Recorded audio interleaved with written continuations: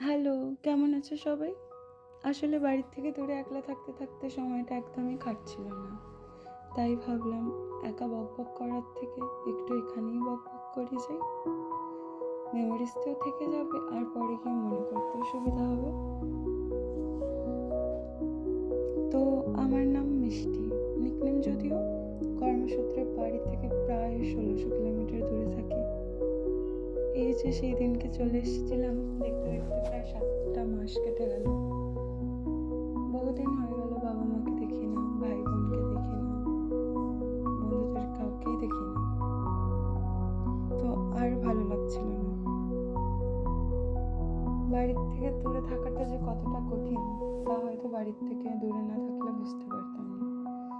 হ্যাঁ, আগে আমারও মনে হতো তোমাদেরই মতো যে ইন্ডিপেন্ডেন্ট থাকবো, একা বড় হবো, কাউকে উত্তর দিতে লাগবে না, কেউ জিজ্ঞেস করার থাকবে না।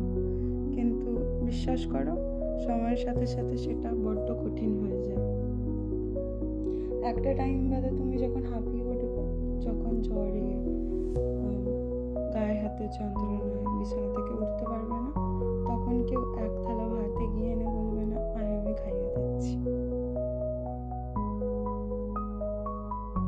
বা যখন সারাদিন অফিসের পলিটিক্সে, কাজের চাপে দুঃখী হয়ে যাবে, মনে হবে একটু বড়